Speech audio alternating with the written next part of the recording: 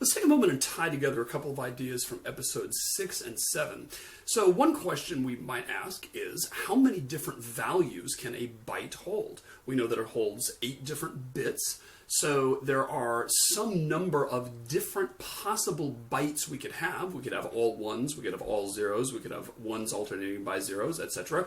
How many different values can it hold? How many different ones can we store in that? And the answer you'll quickly see is, just from the fundamental theorem of counting, 2 to the 8th. And that's because each of the bits in the byte can either be 0 or 1. And there are 8 of them, therefore we get 2 choices for the second one, or for the first one. No matter what that is, there's 2 different choices for the second one that can freely mix and match, etc. We've seen this pattern ad nauseum. Therefore the answer is going to be 2 to the 8, and that turns out to be 256. Kind of a strange number, but that's what it is. This comes up in computer science a lot, so get used to that number. Now, what we're going to talk about in this little segment is how to represent numbers in bytes. And you might think, well, haven't we already done that? We already talked about binary and how to convert any value to binary. So isn't it just that simple? The answer is yes, it is that simple, except for the little wrinkle of negative numbers. Because one thing we haven't talked about yet is how to represent a negative number. And of course, computers need to do that as well. And essentially, it's going to turn out that there are different schemes that we might create in order to represent negative numbers. And let me just take a moment and talk about this really, really fundamental, important concept that goes over some people's heads, but you really need to understand this. This is as pivotal to computer science as anything is. And that is the notion of representation. What we're going to do is we're going to have something in the real world represented as a sequence of bits. It's that simple. And we need a set of rules for how to interpret those bits. And one thing you quickly understand is that the rules we come up with are arbitrary, ultimately, right? If we're going to represent an MP3 file in a computer, which is essentially music, right? How do we represent that in zeros and ones? Well, we come up with some intelligent or maybe even brilliant scheme for representing a music waveform in terms of zeros and ones. And if you're interested in how that works, essentially what we do is when there is sound, like you're hearing my voice right now, essentially what that sound is vibrations in the air, right? The air is vibrating back and forth according to a certain pattern. And what we basically do is we sample the value of the amplitude of that really bizarre wave at various points in time. We sample it every millisecond or something like that, and we measure how big it is at those points in time. And then we can simply represent on disk or in memory the song in terms of a bunch of values, which are how high was that wave at 1 millisecond, how high was that wave at 2 milliseconds, how high was that wave at 3 milliseconds, etc., all the way to the end of the song. So it's essentially boiling it down to a series of numbers. We do the same thing with images. When we have an image on the screen, you're probably aware that images are ultimately composed of pixels, which is what gives us the resolution of the image. Every pixel can be represented as a series of numbers giving essentially the red, green, and blue intensity of the color of that pixel. And so you can take something which is just this gorgeous, landscape image or something like that, and boil it down to essentially a bunch of numbers. And of course, each number we can then turn into a bunch of bits by means of representing it as a binary number. So it's kind of fascinating, actually, that no matter what you want to represent, someone's tax returns or the mood of a person or a sonnet, you can always boil it down to zeros and ones. And if you can't, sorry, but we can't store it in a computer, right? But we're not going to get that heady in this lesson. This is sort of a preview of more advanced topics to come in future courses. What we're going to talk about now is simply how to represent numbers, positive and negative. Now, there are 256 different values that a byte can hold. Get your head around that. Make sure you understand that concept, right? We could have all zeros, we could have all ones, we could have the first half ones and the second half zeros, we could have the first half zeros and the second half ones, we could have alternating ones and zeros, we can have a bunch of stuff in between, right? The big point is that the space of a byte, the range of possible different things it can hold, is 256, and that's just from the fundamental theorem of counting. We cannot break that because there's only 256 different sequences of bits, right?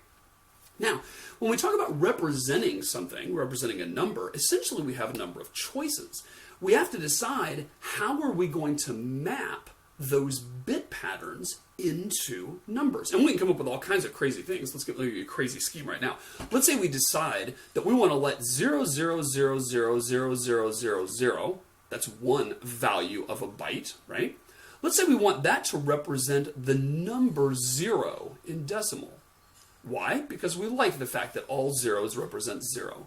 And then let's say we want 000000001 to represent the number 23 in decimal.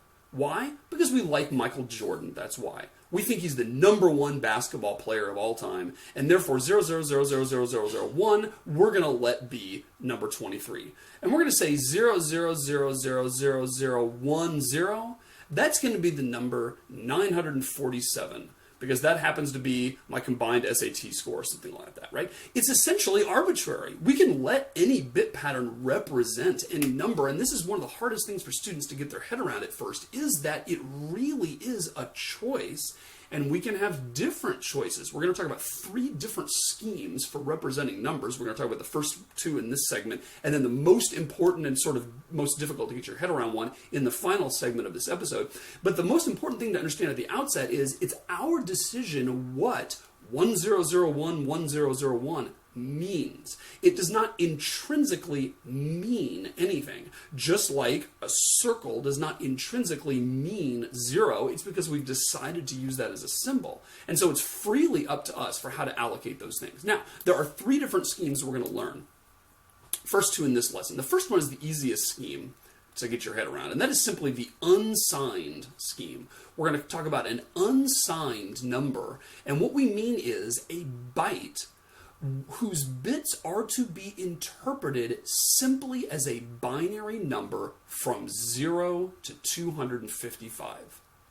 Because we know there are 256 different values that a byte can hold. One of them is 00101111. That's one of the values a byte can hold. And what we're going to do in the unsigned scheme is we're going to say, we're not going to represent negative numbers because this particular byte in memory is never going to meaningfully store a negative number. So we're going to say, let's take all 256 combinations, and actually really combinations is the wrong word there. Really, it should be is sequences, right? Because it's not combinations in the episode 6 sense, but, give me a break. What we're going to do in the unsigned scheme is we're going to say, let's take all 256 sequences at our disposal and let's spend them all representing non-negative numbers. So we're going to say 000000000, we're going to let that mean the number 0. 000000001, we're going to let that represent the number 1. And of course, these are both base 10 numbers, right? We're going to let 000000111 represent the number 7. Why? Because that's 1 in the 2's place, 1 in the 1's place, 1 in the 2's place, 1 in the 4's place. That adds up to 7. We're going to let 10000000 represent the number 64. Because that's 1 in the 64's place. Oh, I'm sorry. My bad. I didn't mean 64. I meant 128. Because that's 1 in the 128's place and 0 everywhere else. We're going to let 10000001 be the number 129, because that is 1 in the 128's place and 1 in the 1's place and 0's everywhere else. And we're going to let 11111111 be the number 255. Because that is 1 in all of the first 8 places in the binary number system. So we're going to use that value to represent 255. Now, let me just stress this because, again, students mess this up.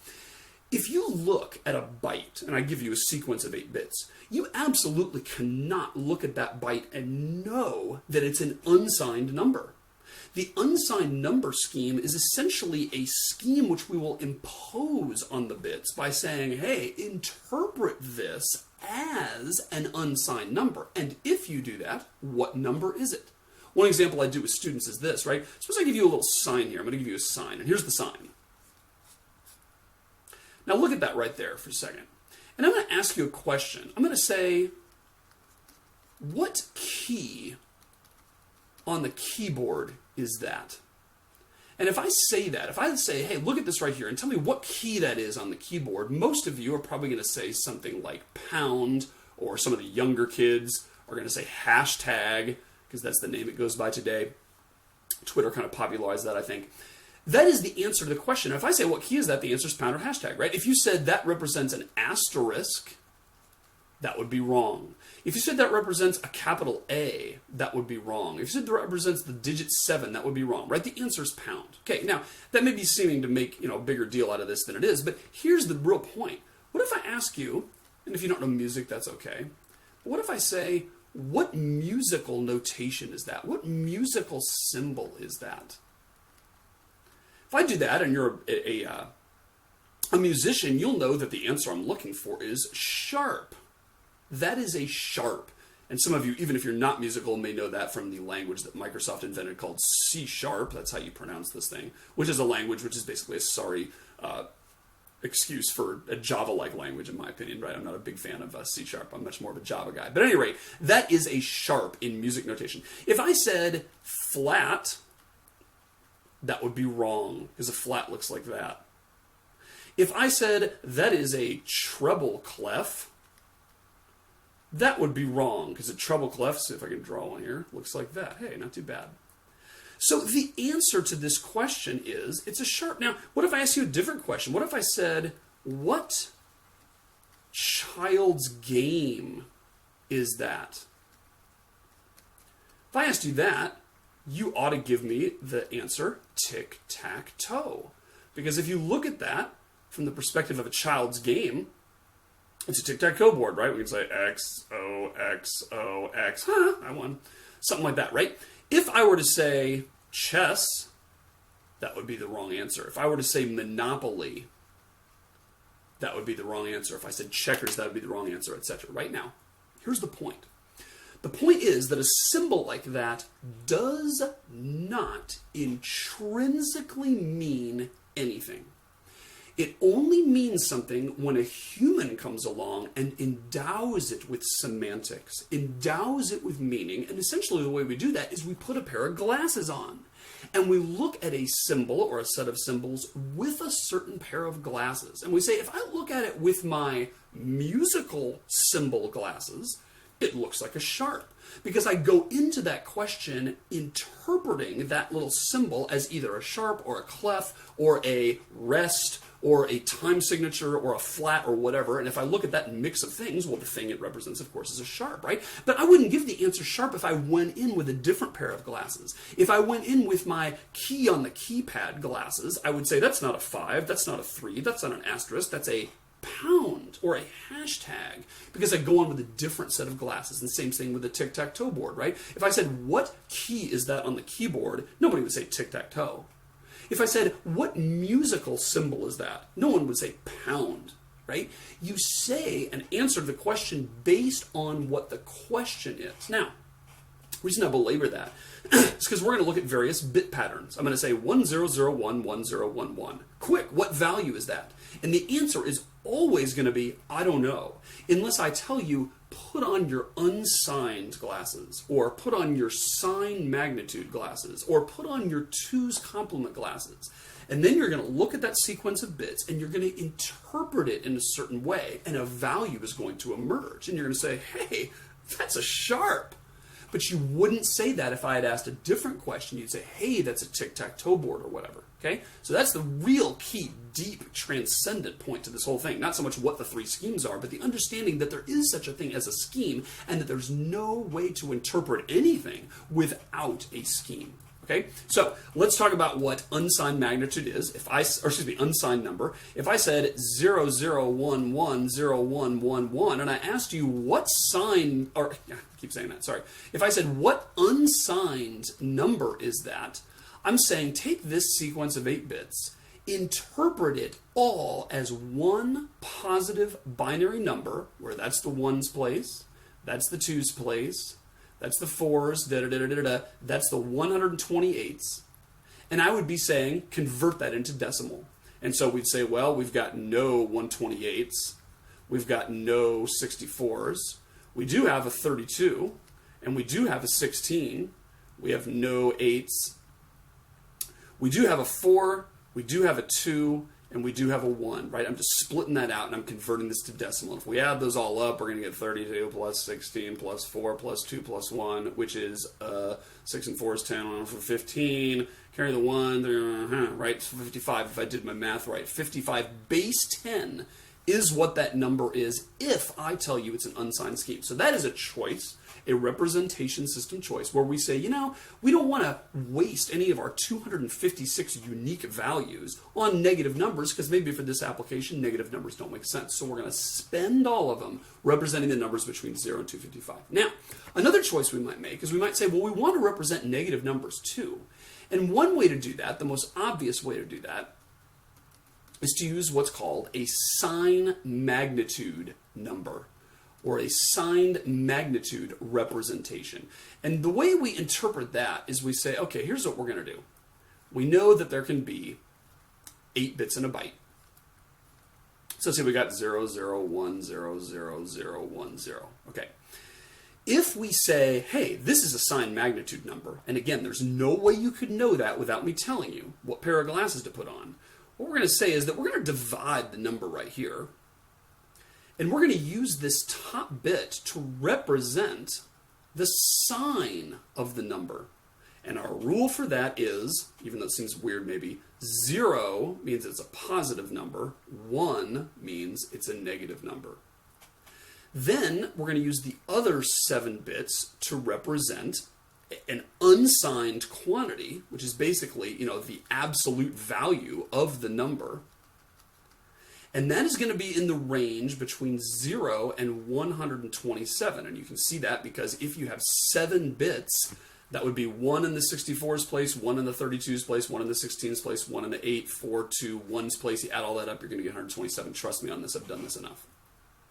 So, this number right here, if I were to say, hey, this is a signed magnitude number, what value is it? Your line is, that is the number 34 base 10. Because we can tell from the sign bit that it is a positive number, and then the rest of it we just interpreted as no 64s, 132, no 16s, no 8s, no 4s, 1, 2, and a 1. And so 32 plus 2, of course, is 34, and therefore this whole thing represents 34. Now you might say, well, wasn't that 34 anyway, right? Because even if we interpreted this as an unsigned number, we would get number 34, right? Because it's the same value. That's a coincidence, however. It's certainly not the case, obviously, with negative numbers, as that's going to turn out to be the case. Because I have this number, 1, 0, 0, 0, 0, 1, 0, 1. If I interpret this as an unsigned number, and I put on my unsigned number glasses, that is going to be the number 128 plus 4 plus 1 is 133, right? This is the number 133 if I interpret this as an unsigned number. But if I interpret it as a signed magnitude number, then it's not going to be the number 133. In fact, 133 is outside the range of signed magnitude numbers. We can't even represent a number that high. Instead, this is going to be the number -5.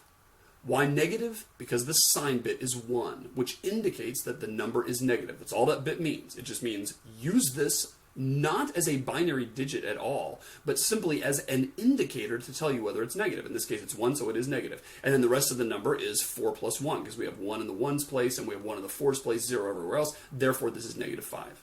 Now, it is no use using the word really. And I want you to get rid of the word really from your vocabulary. You sound like kind of a teenager anyway when you say really all the time, right?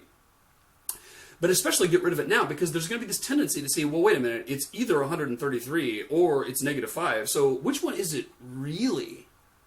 And the idea there is that there's some intrinsic meaning to a bit pattern, and I'm telling you it's a lie. There ain't one. It all comes down to what our interpretive scheme is. And if we interpret it one way, it is a completely different meaning than if we determine it another way, just like a sharp and a tic-tac-toe board and a pound sign. Trust me on that. Okay, so there's no way to know what scheme a number is represented in unless I tell it to you. But once I tell it to you, then you can figure out what the rules are and know how to interpret the number. All right, let's do some quick review.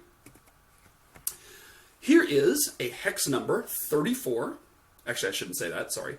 34, right? 34 is the wrong way to pronounce that. 34 is the way to pronounce that, because that is definitely not the number 34.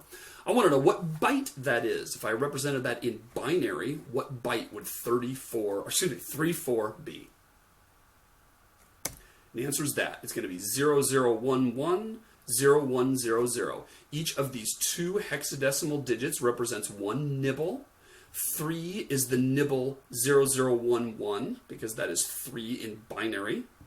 4 is the nibble 0100, that is 4 in binary. Therefore, this hex number is simply a shorthand for referring to that bit pattern. And I think you'll agree it's easier to remember 34 than it is 00110100, right? Because it's just chunked, and that makes it easier. What about C8? What byte is represented by that guy? The answer is 1100, 1000. Again, each hex digit breaks neatly into exactly 4 bits, no more, no less, no partial bits. That's exactly why hexadecimal is useful. And C is the number 1100, which those humans would say 12. And 8 is represented as 1000. And in hex, we represent that as C8. Let's go the other way. How do you represent that byte right there on your screen in hex? 9-5. All you do is split it into 2 sets of 4. 1001 is 1 in the 8's place, 1 in the 1's place, 0 everywhere else. That gives us 9. 0101 gives us 5, which is 1 in the 4's place, 1 in the 1's place, 0 in the other 2 places. Therefore, this is 9-5. And yes, it is worth memorizing those 16 patterns. And trust me, it'll make your life easier. It's like trying to go through life without memorizing the alphabet would be like trying to go through computer science without memorizing those 16 patterns. Okay? What about zeros? How do you represent that in hex? And the answer is 00.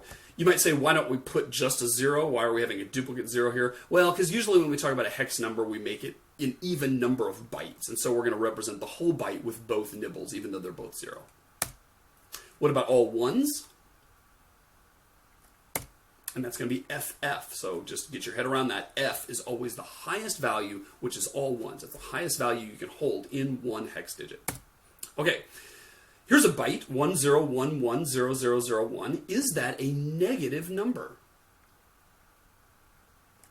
Did I catch you there? The answer is not yes, because it has a 1 in the sign bit. You don't even know if there is a sign bit. You don't even know if sign bit applies to this number, because I have not told you what pair of glasses to put on. I have not told you it's a sign magnitude representation. You might think it's an unsigned or anything else, right? And therefore you can't tell. Now, what if I do tell you this is a byte and you are to interpret it as an unsigned value? Now I'm asking, does it represent a negative number? The answer is no, because there aren't any negative numbers in the unsigned scheme. If I give you any byte of zeros and ones, no matter which one of the 256 different possible bytes I gave you, obviously none of them should be interpreted as negative numbers if they are meant to be interpreted as unsigned values. Duh. What if it's signed magnitude? Now, is it a negative number? And the answer is yes, because the uppermost bit here is a 1.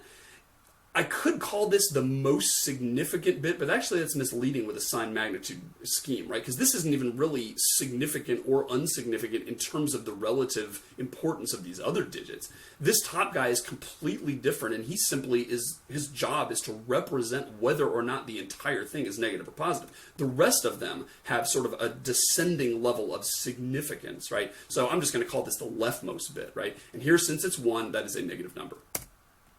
Okay, now, here's a byte. I'm not going to give it to you in binary. I'm going to make you do the work because it's good for you. It's like eating your vegetables. If I tell you 6e, there's a byte, is that a negative number if I interpret it as a sign magnitude value?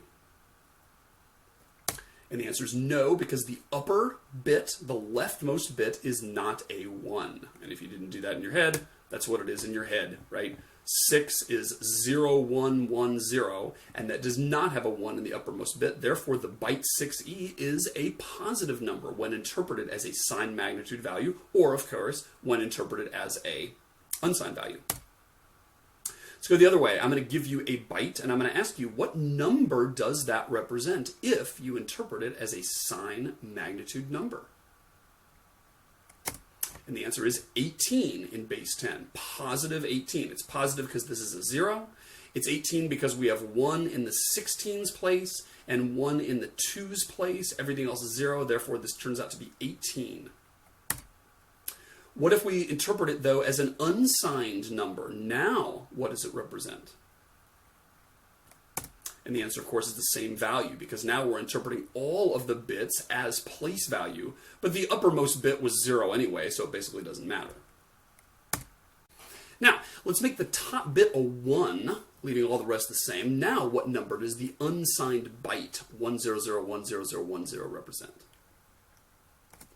And the answer is it's going to be 146 base 10. That's because we have a 1 in the 128th place, and a 1 in the 16th place, and a 1 in the 2's place. And if you add those up, and I did my arithmetic right, that is going to be the number 146.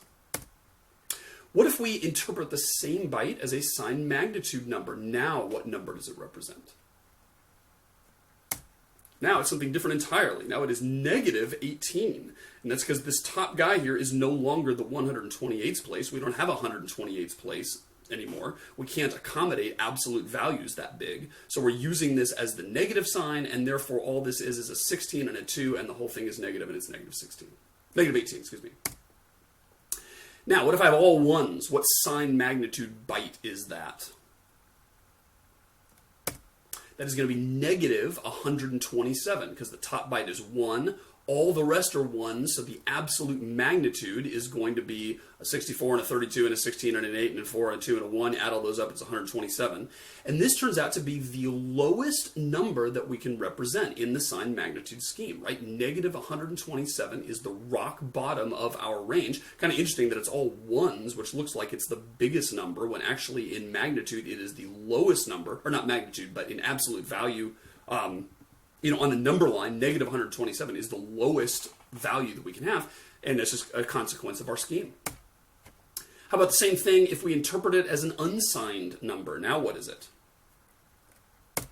And that is 255, which is the very top of our unsigned scheme, because now we're interpreting every one as a place value, and 255 is what we get. Now, what if I give you the number 27 as a decimal number, and I say, how would you represent that in a signed magnitude scheme? What would the byte be? Answer is, it would be this. We're going to have a 0 in the top byte, because this is clearly a positive number we're representing here. And then the rest of this is simply the binary representation of 27. 16 plus 8 plus 2 plus 1. Use the technique from the previous segment of this episode. Figure out how to do that. What if I had the negative 65? That was the number I was trying to represent. And I represented that as a signed magnitude byte. How would I do that? That's going to be 11000001. We need the top bit to be a 1, so we're going to set that to 1 to represent the negativeness of this number. And then we're going to have a 1 in the 64's place and a 1 in the 1's place to represent the magnitude 65. What about an unsigned scheme? How would we represent this value in an unsigned scheme? And the answer, of course, is you don't. We cannot represent negative 65 in the unsigned scheme because there isn't any representing negative numbers. And lastly, 246 base 10, how do we represent that in the signed magnitude scheme? The answer is you don't. We cannot accommodate a number that high.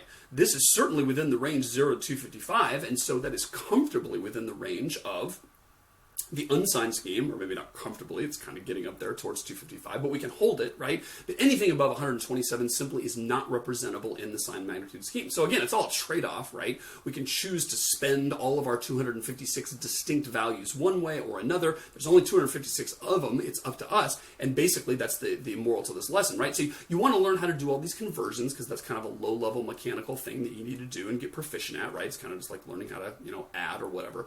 But the important thing really about this segment is this meta point that you just can't tell by looking at a bare number alone how it's supposed to be interpreted. You can't tell if this string of bytes is supposed to be a document or supposed to be a song or supposed to be an integer or supposed to be an image or supposed to be a movie or supposed to be some text. None of those things are evident. You have to go into the information knowing how you're to interpret it, and only then do you know what rules to apply in order to extract the meaning that the writer of that information intended.